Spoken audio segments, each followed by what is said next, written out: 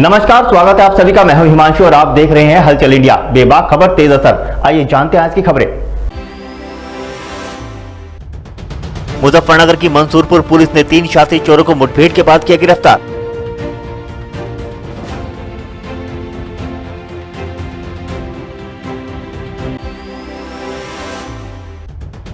मुजफ्फरनगर के खतौली थाने पर पहुंचे परिजनों ने युवक की गुमशुदगी की रिपोर्ट दर्ज कराते हुए सकुशल बरामदगी की उठाई मांग।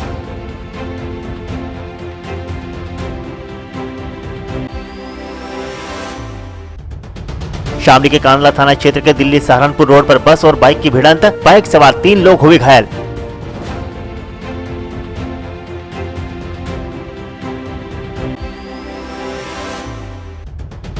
शामली की झंझाना थाना पुलिस ने लूट की झूठी सूचना देने वाले अभियुक्त को किया गिरफ्तार।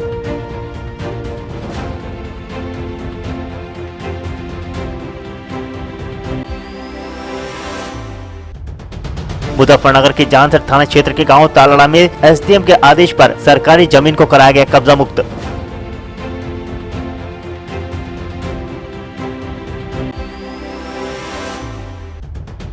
उत्तर प्रदेश फिशरमैन कांग्रेस कमेटी द्वारा दिए जा रहे अनिश्चितकालीन धरने पर राष्ट्रपति के नाम खून से लिखा गया पत्र।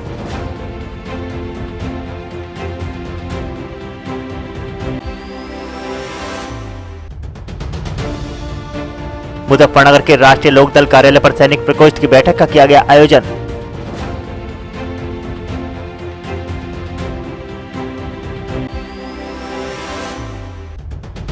मुजफ्फरनगर के जिला कलेक्ट्रेट पर भारतीय किसान यूनियन अम्बावत के कार्यकर्ताओं द्वारा 7 सूत्रीय मांगों को लेकर किया गया प्रदर्शन।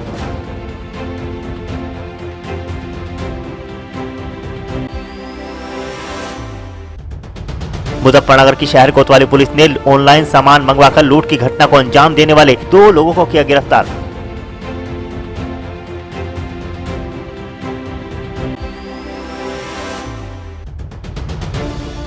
मुजफ्फरनगर के बालाजी धाम से बाबा भैरवनाथ की शोभा यात्रा का किया गया आयोजन।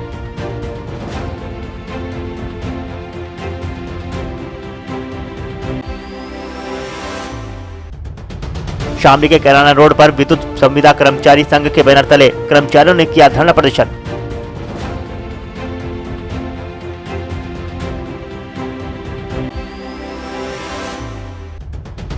मुजफ्फरनगर के जानसर ब्लॉक के प्राथमिक व उच्च प्राथमिक विद्यालय में खंड शिक्षा अधिकारी डॉक्टर सविता डबराल के निर्देशन में मतदाता जागरूकता व पाठशाला का किया गया आयोजन। मुजफ्फरनगर की शहर कोतवाली पुलिस ने लूट की घटना को अंजाम देने वाले 2 शातिर बदमाशों को गिरफ्तार करने में सफलता हासिल की है।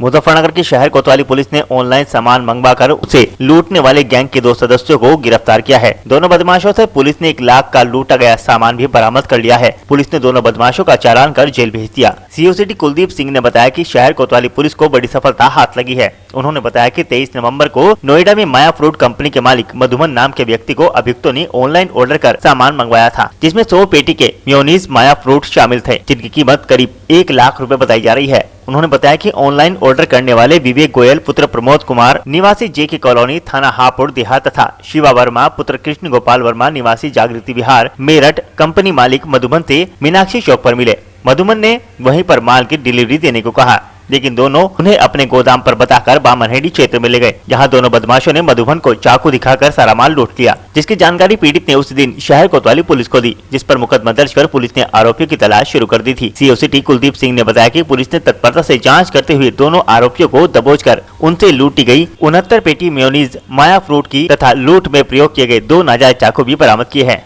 ये दिनांक 23 तारीख को एक मधुबन यादव नाम के व्यक्ति हैं, जिनकी माया फूड के नाम से नोएडा में अपनी कंपनी है। उन्होंने हमारे यहाँ पे एक सूचना दर्ज कराई थी कि कुछ व्यक्तियों ने उनको फ़ोन से एक ऑर्डर मंगाया, जिसमें मेयोनीज जो कि पिज़्ज़ा वगैरह में यूज़ होती है, उसका एक काफ़ी बड़ा कंसाइनमेंट उन्होंने ऑनलाइन उनसे जो है फ़ोन के जरिए मंगाया और उनको कहा कि हम यहाँ डिलीवरी के दौरान ही आपको उसका पेमेंट कर देंगे। और मुजफ्फरनगर में बुला के उनको पहले तो घुमाते रहे और घुमाने के बाद फिर जहां उन्होंने सुनसान जगह देखी तो चाकू दिखा के उनको डरा के सारा माल उनका लूट लिया और यहां से उनको भगा दिया। इसी क्रम में मुकदमा दर्ज हुआ।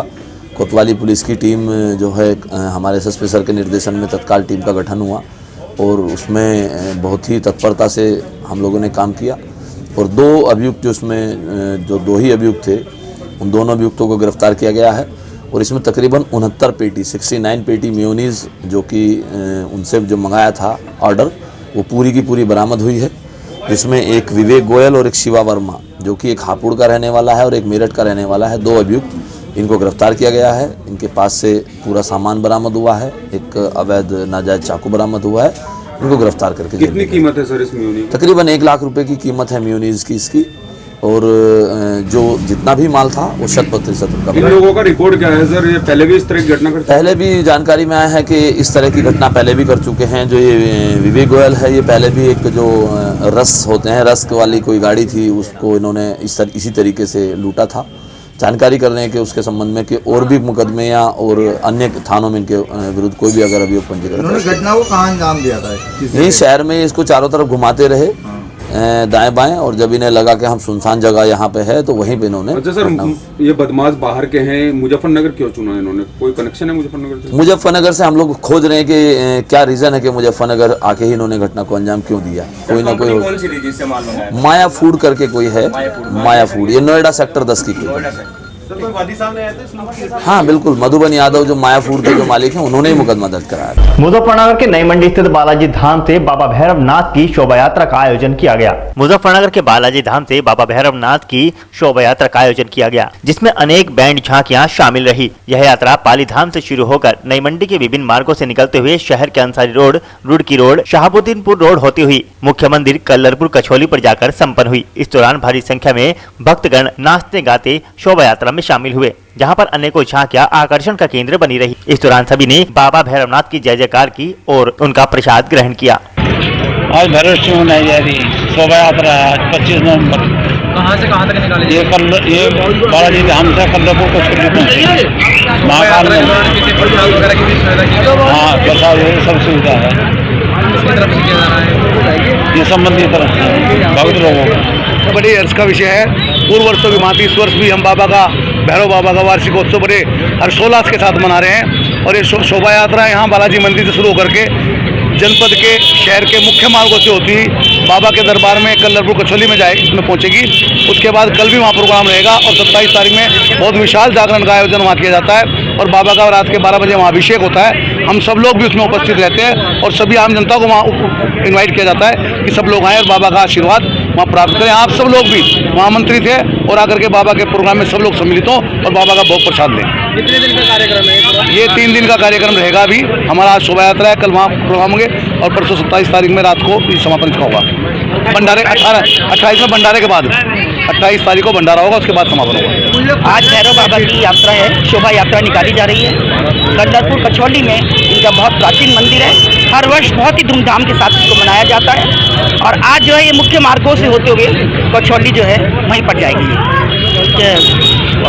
वार्षिकोत्सव है, वहाँ बहुत धूमधाम से 27 तारीख को भी बहुत अच्छा कार्यक्रम है, जिसमें हम सभी लोग जागरण है रात में, हम सभी लोग उसमें सम्मिलित होंगे। आप सभी लोग भी आएँ अवश्य ही। और ये जो है भैरवाष्टमी का जो प्रोग्राम है, इनकी जो शोभा यात्रा है, ये हर वर्ष बहुत ही धूमधाम से निकाली जाती है। मुजफ्फरनगर के कलेक्ट्रेट में चल रहे फिशरमैन कांग्रेस के अनिश्चितकालीन धरने के दौरान कार्यकर्ताओं ने अपने खून से मुख्यमंत्री, प्रधानमंत्री व राष्ट्रपति को संबोधित ज्ञापन लिखा।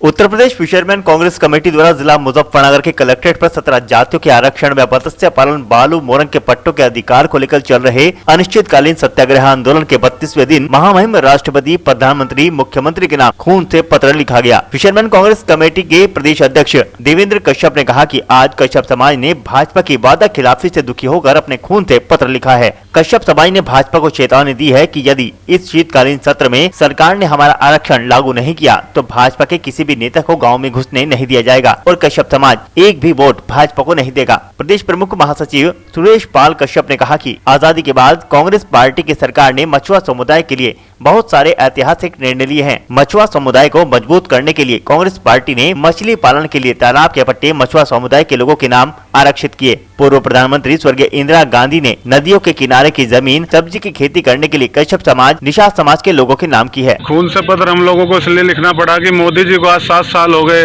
और योगी जी को लगभग 5 साल हो गए, आज हमारा समाज सड़कों पर है। ना तो उनके बच्चों के पास शिक्षा है, ना नौकरी है, ना पैसा है जो अपने बच्चों को पढ़ा सके। जो इन लोगों से वादा किया गया था मोदी जी के द्वारा, मोदी जी ने कहा था 2014 में कि गंगा पुत्रों को आरक्षण दिया जाएगा, गंगा पुत्रों की मांग जायज है। योगी जी ने खुद कहा था जब वो सांसद हुआ करते थे गोरखपुर के। तो आज हम लोग, आज ये पूरा कश्यप समाज पूरा गुस्से में है और आज मजबूरन इनको खून निकाल कर पत्र लिखना पड़ रहा है महामहिम राष्ट्रपति, प्रधानमंत्री और मुख्यमंत्री के नाम कि हम लोगों को अब हद हो गई है, समय पूरी तरीके से अब समाप्ति की ओर है।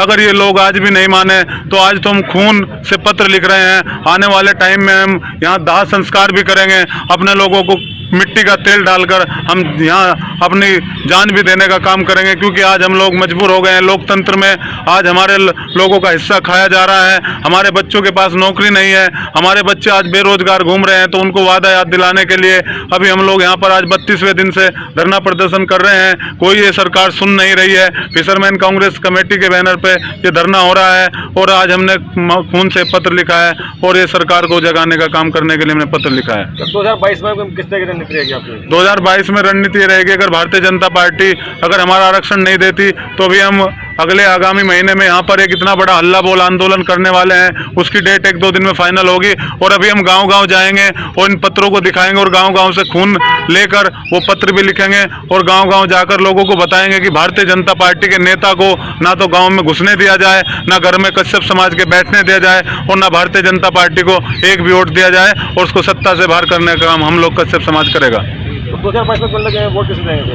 2022 में क्योंकि अभी प्रियंका गांधी जी ने गोरखपुर की रैली में हम लोगों से प्रतिज्ञा की है। प्रियंका जी, इनकी मांग है उनको किसी का दर्जा दिया जाएगा मछली पालन को, और इनका जो आरक्षण है उस पर भी कांग्रेस पार्टी काम करेगी, क्योंकि कांग्रेस पार्टी 2005 में दे रही थी आरक्षण, सदन में पास करने वाली थी, लेकिन मुलायम सिंह ने गलत शासनादेश करके उसको रुकवा दिया था। तो प्रियंका जी ने हमसे वादा किया है, तो हम लोग फिर से 32 साल से उत्तर प्रदेश में कांग्रेस की सरकार नहीं है, फिर से हम लोग कांग्रेस पार्टी के साथ रहकर अपने हकों की लड़ाई को लड़ेंगे। मुजफ्फरनगर के महावीर चौक स्थित सिंचाई विभाग के कार्यालय पर उत्तर प्रदेश राज्य कर्मचारी महासंघ के बैनर तले कर्मचारियों ने धरना प्रदर्शन किया। मुजफ्फरनगर जनपद के महावीर चौक स्थित सिंचाई विभाग कार्यालय पर उत्तर प्रदेश राज्य कर्मचारी महासंघ के जिलाध्यक्ष राहुल चौधरी के नेतृत्व में कर्मचारियों के द्वारा विभिन्न मांगों को लेकर धरना प्रदर्शन किया गया, जहां पर एक ज्ञापन प्रशासनिक अधिकारी के माध्यम से मुख्यमंत्री व प्रधानमंत्री को भेजा गया, जिसमें उन्होंने कहा कि उत्तर प्रदेश सरकार के द्वारा समाप्त किए गए विभिन्न भत्तों, CCA, परिवार नियोजन आदि भत्तों को पुनः बहाल किया जाए, प्रदेश में निजीकरण पर रोक लगाई जाए, आंगनबाड़ी कार्यकर्त्री, आशा, बहू, रसोई माता का 18,000 रूपए मानदेय किया जाए, प्रदेश के शिक्षा मित्रों की नियमावली में संशोधन कर सहायक अध्यापक पद पर नियमित समायोजित किया जाए, कनिष्ठ सहायक को ग्रेड पे 2400, प्रशासनिक अधिकारी को ग्रेड पे 4800 तथा वरिष्ठ प्रशासनिक अधिकारी को ग्रेड पे 5400 दिया जाए।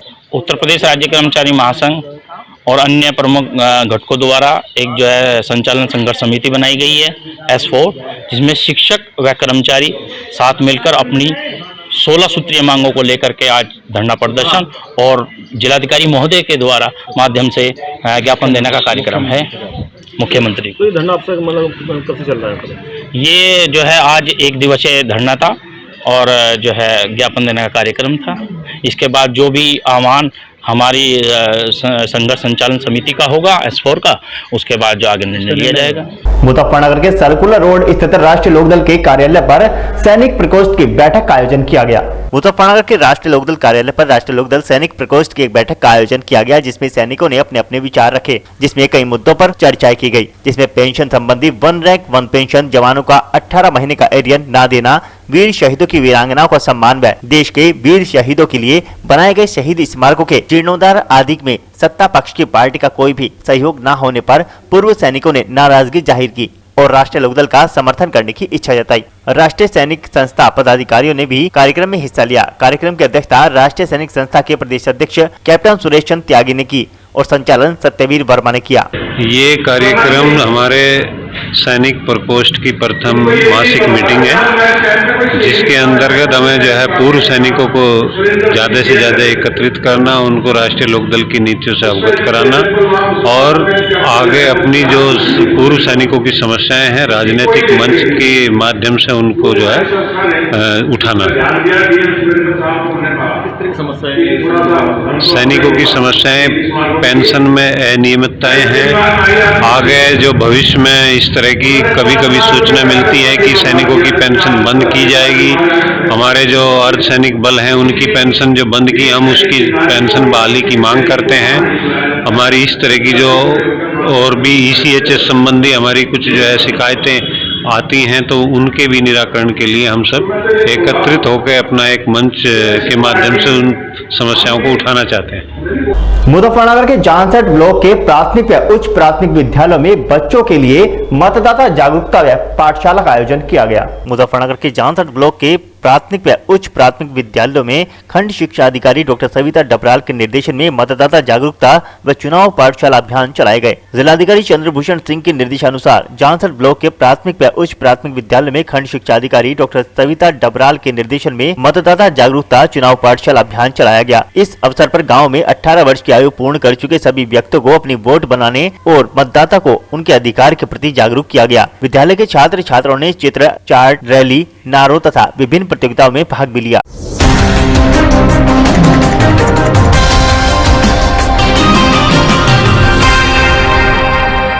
बृहस्पतिवार को भारतीय किसान यूनियन तोमर ने 10 सूत्रीय मांगों को लेकर सहकारी गन्ना समिति रामराज के प्रांगण में धरना प्रदर्शन किया, जिसकी अध्यक्षता भारतीय किसान यूनियन तोमर के जिला अध्यक्ष अखिलेश चौधरी के नेतृत्व में की गई और संचालन भारतीय किसान यूनियन तोमर के राष्ट्रीय कार्यकारिणी सदस्य समर सिंह चौधरी ने किया, जिसमें सभी किसानों का गन्ना बेसिक कोटा 60% और पौधा 40% होना चाहिए। सभी किसानों का गन्ने का क्षेत्रफल पूरा होना चाहिए। सभी किसानों की जो पर्ची बाद में बच जाती है, जिसका जो साधन हो उसी साधन से तुलना चाहिए। जिस किसान की उपज बढ़ोतरी की रसीद है वह तुरंत चढ़नी चाहिए। सेंटर में तोल लिपिक 4 बजे तक रहना चाहिए। अपने बॉन्ड को किसान एक बार संशोधन एक बार बिना चार्ज के होना चाहिए। जो मेंबर पिछले साल 85% पर चले गए थे उनका बेसिक कोटा आधा कर दिया जाए। काफी किसानों का गन्ना अभी पौधे में लगा है, उसे सही कराकर 60 से 40% होना चाहिए। ऐसा है, आज भारतीय किसान यूनियन तोमर का सोसाइटी पर धरना है, यहाँ किसानों की समस्याओं को लेकर है। एक तो जो पेडी बोर्ड में इन्होंने डिफरेंस करा उस समस्या को लेकर है, कुछ जगह इन्होंने कर दिया, किसी जगह नहीं हुआ। जो एक्टिव आदमी वो यहाँ आकर करा लेगा अपना काम, और जो आदमी एक नॉर्मल आदमी चला जो खेती बाड़ी कर रहा उसका यहाँ काम नहीं होता।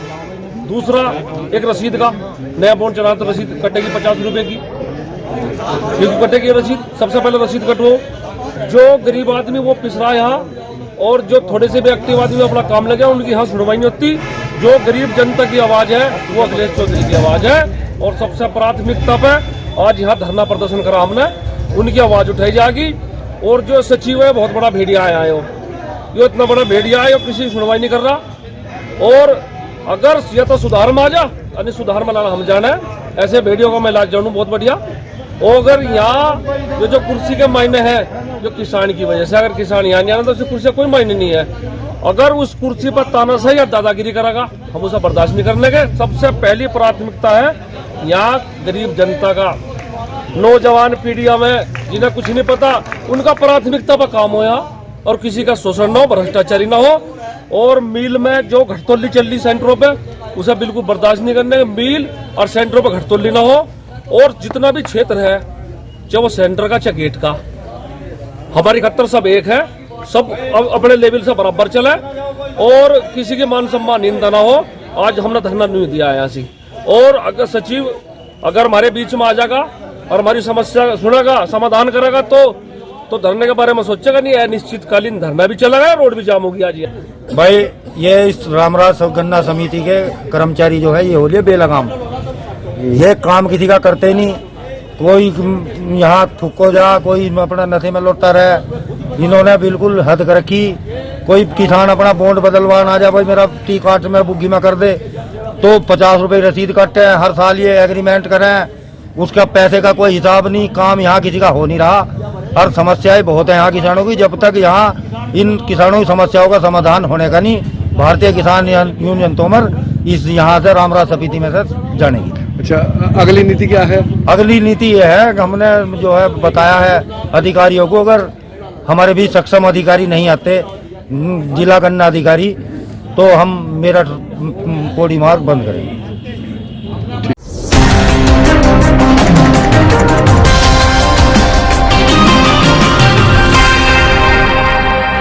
मुजफ्फरनगर के मीरापुर मंडल के मीरापुर नगर में सूचना व प्रसारण मंत्रालय के सौजन्य से एक प्रचार वाहन मीरापुर में उत्तर प्रदेश की 4.5 साल की उपलब्धियों के विषय में प्रचार हेतु वीडियो के माध्यम से प्रचार प्रसार करने के लिए आया हुआ था, जहां पर कार्यक्रम मुख्य रूप से थाने के निकट व पुराना मेरठ बस स्टैंड, पड़ाव चौक व अन्य स्थानों पर किया गया। कार्यक्रम में मुख्य रूप से मंडल अध्यक्ष सचिन ठाकुर व युवा मोर्चा के अध्यक्ष विनोद प्रजापति, संजय गिरी, मोहन सैनी, प्रद्युमन शर्मा, संजीव मेहता, मूलचंद शर्मा, मोनू कौशिक आदि मौजूद रहे। आज मीरापुर मंडल में सरकार के 4.5 वर्षों की जो उपलब्धि है उसको जन जन तक पहुंचाने के लिए एक प्रचार वाहन हमारे मीरापुर मंडल के मीरापुर में आया है और विभिन्न स्थानों पर इसको चलाकर प्रचार और प्रसार किया गया। अच्छा, ये कहाँ का प्रचार हो गया? प्रचार एक तो थाने के पास, पड़ाव चौक, बस स्टैंड, 3-4 जगह प्रचार किया गया।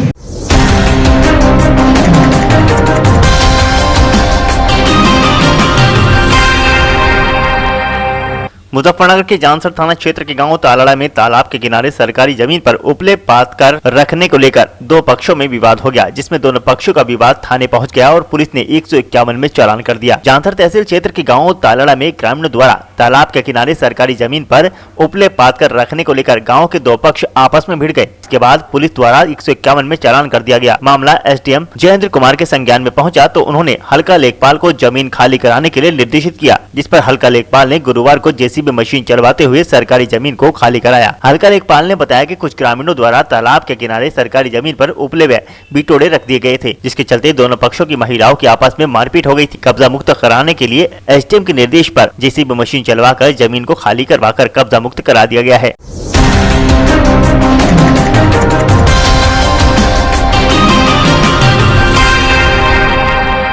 और वक्त तो चला आपसे विदा लेने का। कल फिर होंगे हाजिर कुछ नई और ताजा खबरों के साथ। देखते रहिए सिटी हलचल, खबर जरा हटकर।